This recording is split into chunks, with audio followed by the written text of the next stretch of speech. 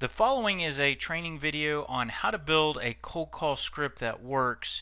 In this training module, we're going to bring in some of the concepts discussed in other training modules, and we begin with talking about some core concepts. It all begins with understanding the prospect. To really be good at cold calling, you need to understand what's going on the other side of the phone. If you're calling business to business, it's good to assume that the prospect is extremely busy when you're trying to reach them. The reason why is they're at work, right? And if they're at work, they're working. The other thing to keep in mind is that they get a lot of sales calls. Not only do they get calls probably from your direct competitors, but they also get calls from companies that have nothing to do with you. If you're calling a decision maker, there are a number of different salespeople that are trying to reach them to sell their products. They also get a lot of other calls as well. They might get internal calls from people needing stuff approved or needing their decision on internal projects. Also keep in mind that once you do finally get someone on the phone, they're likely not in a buying mode for what you're trying to sell. You might think that they should be, but the reality is that if they're sitting at their desk, they answer the phone, they're not sitting there before they answer your call thinking, I wish someone would call me, or where can I find more information about the product you sell. That's not an issue or something for you to be concerned about. It's more something for you to be aware of. In addition, the prospect will typically answer the phone with their guard at a medium level. As soon as they don't recognize who you are, if they don't know exactly why you're calling, and they're going to put their guard at a medium level because they might think you're about to start to take their time or be a disruption. Everything you say and do will make their guard either go up or go down or stay at the same level. Everything that we're going to teach you is small things that you can do to either to for sure not trigger more guardedness. At a minimum, you want to keep their guard at where it is, but there are also some things you can do to decrease their guard, and a lot of that starts with doing everything you can to not sound like a salesperson. I mentioned that these prospects get a lot of sales calls, and because of that, they get approached all day long. So if you start to sound like a salesperson, one, you're going to start to sound like another salesperson.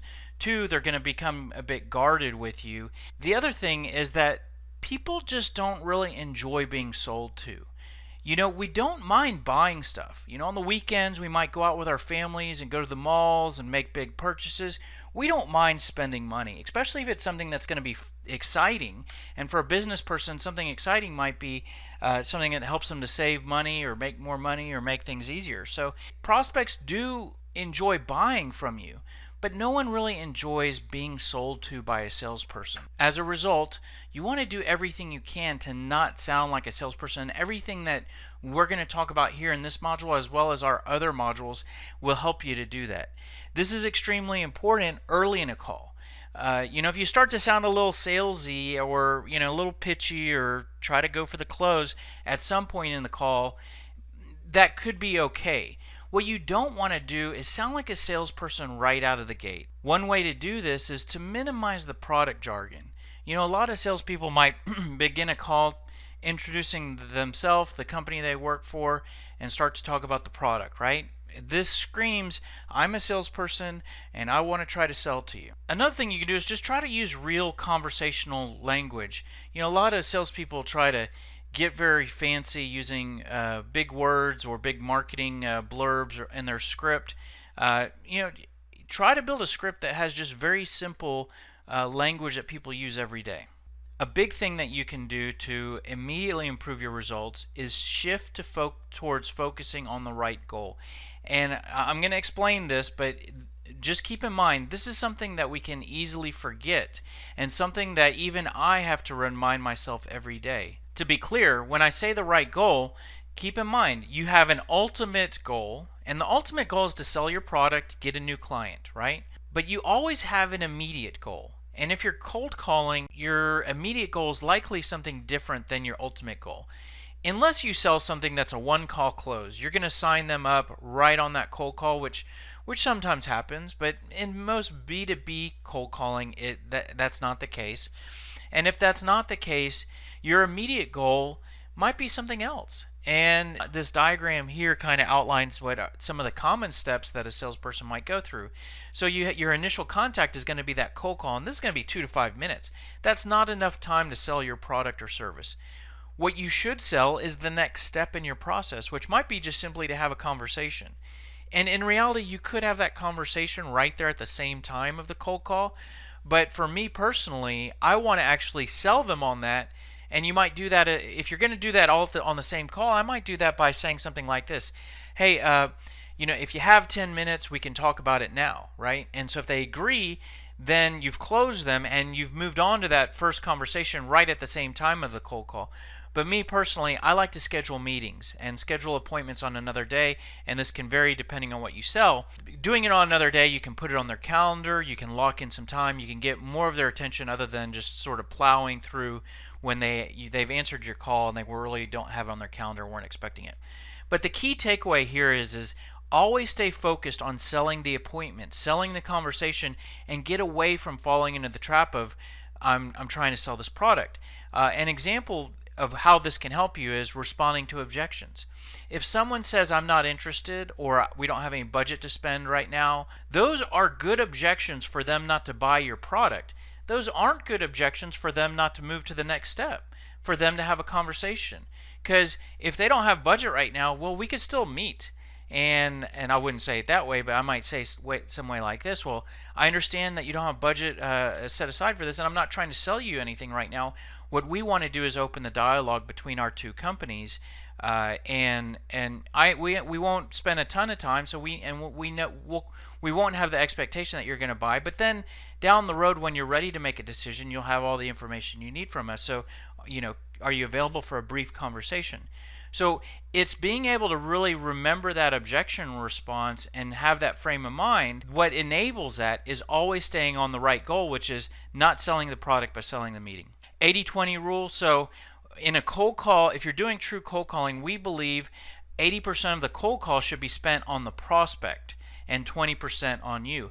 Most salespeople fall in the trap of 80% on me and 20% on you, which means I'm going to talk about my company, I'm going to try to talk to you about what my products do, and I'm going to try to make you interested, and then I'm going to try to close you.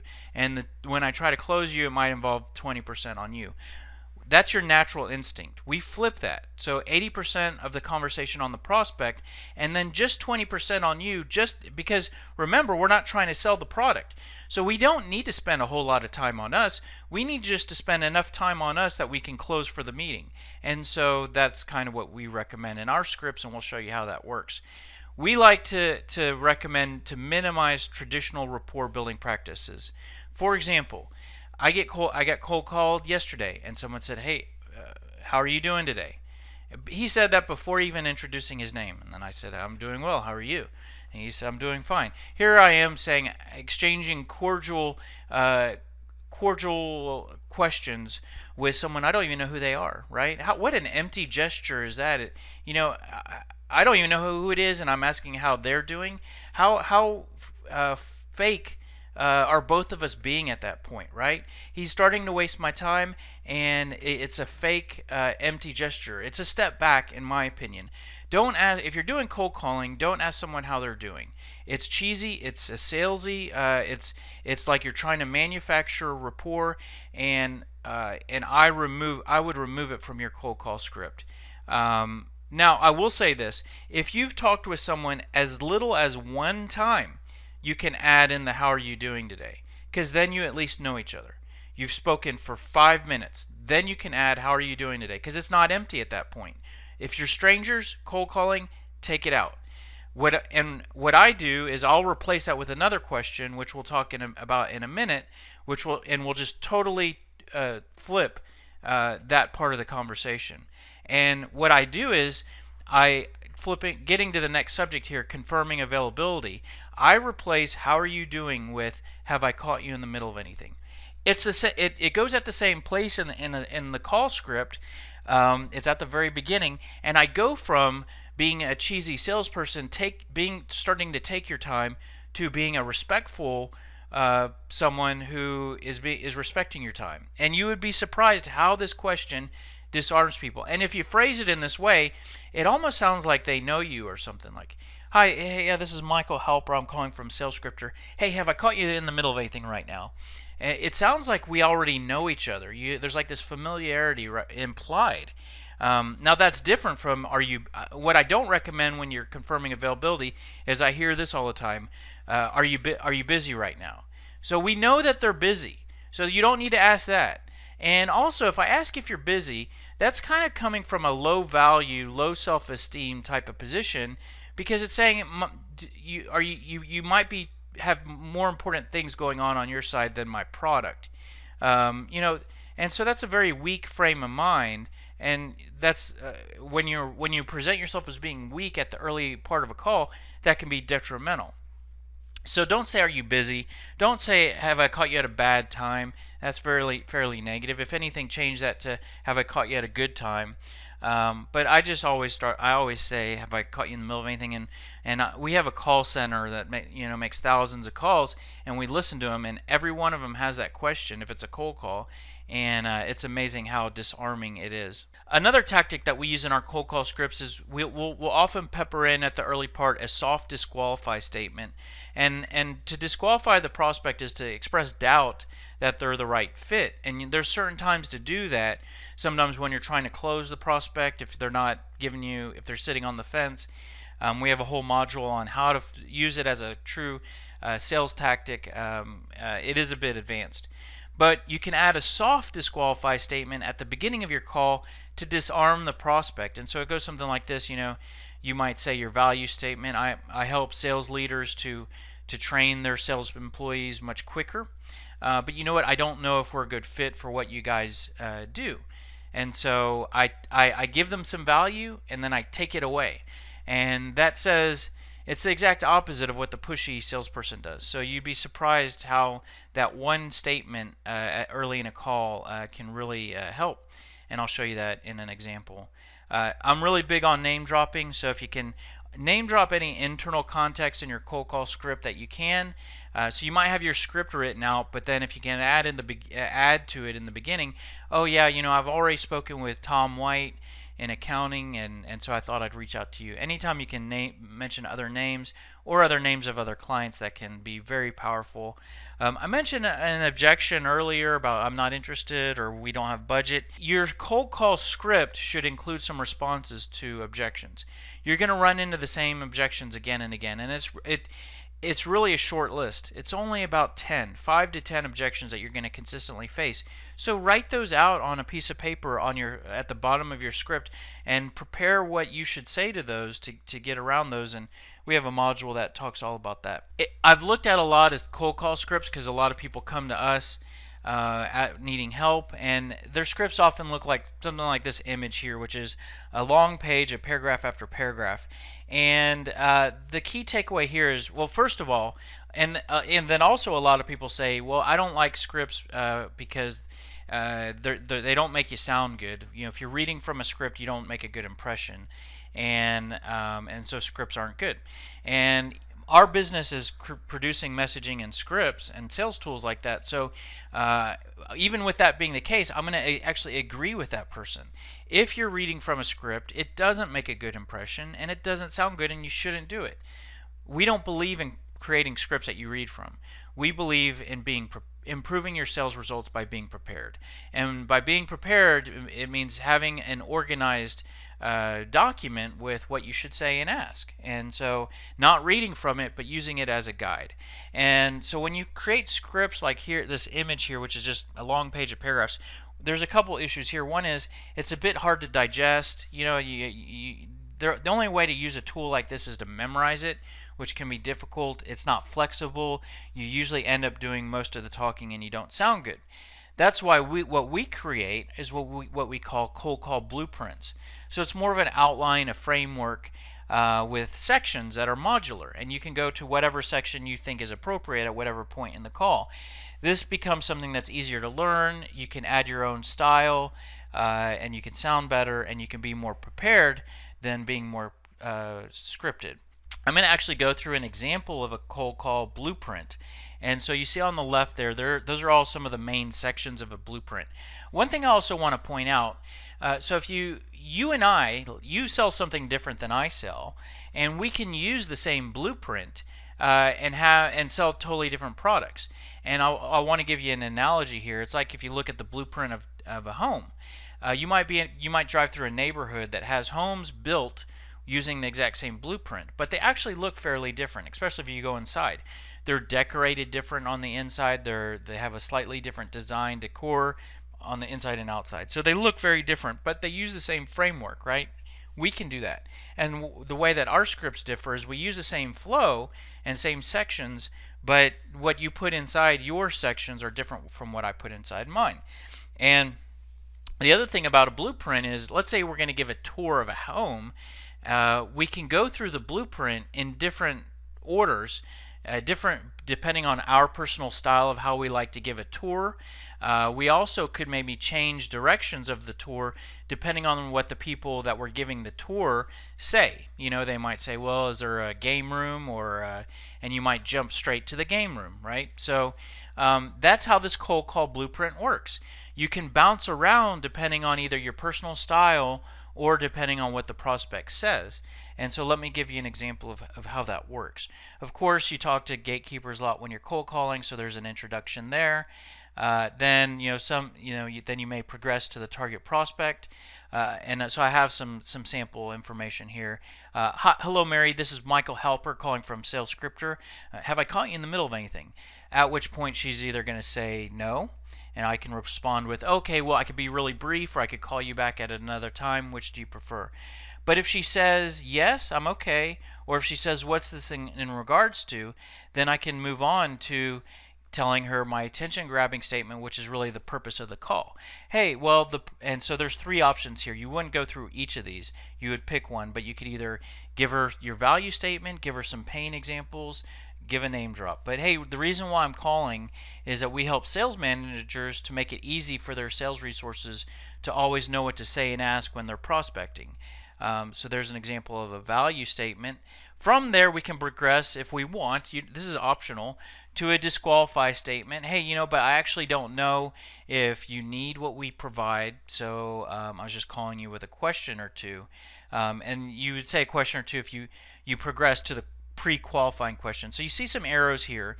We could actually go in three different directions after we say something like, hey, I don't know if we're a good fit for you. So we could go to some pre-qualifying questions. We could go to the common pain points, or we could go to building interest points. The building interest points are the interest points about us. So that's where we talk about us. And you'll notice that's right above the close. You could use this blueprint to do, even though you see a bunch of sections here, you could do the quick close, which the quick close looks like this. And Mary, the reason why I'm reaching out to you is we helped Strike Tech to improve their sales employee onboarding and decrease their sales staff turnover. But I don't know if we can help you in the same way, and that's why I was reaching out. Sales Scripter, it's a web-based sales training solution and also a sales methodology solution. So I'm talking about myself here. I'm in the building interest section. But I've called you out of the blue, so I don't want to take any more of your time. What I'd like to do is put 10 to 15 minutes on your calendar next week, and I'll call you back, and I can talk to you a little bit more about how we work, and I can learn a little bit more about your challenges, and we can determine if it really makes sense to talk in more detail. Can I put 10 minutes on your calendar next week? So that's the quick close, and that's jumping straight ahead to the building interest points.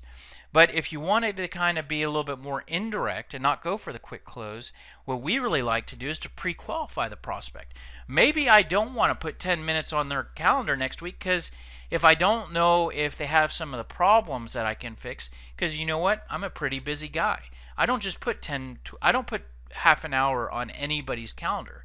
So I'm not just saying that talking about myself. I'm saying that's a good frame of mind for anybody to have. Even if your calendar is wide open and you have no appointments, you should have that frame of mind, because you know what?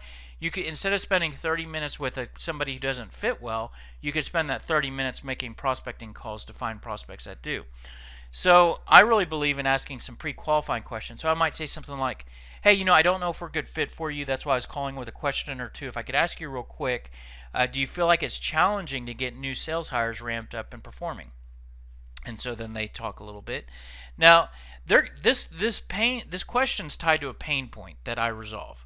and as your question should be tied to a pain point that you fix. So if I get an answer here that detects the slightest possibility of pain, I could go for the close right then.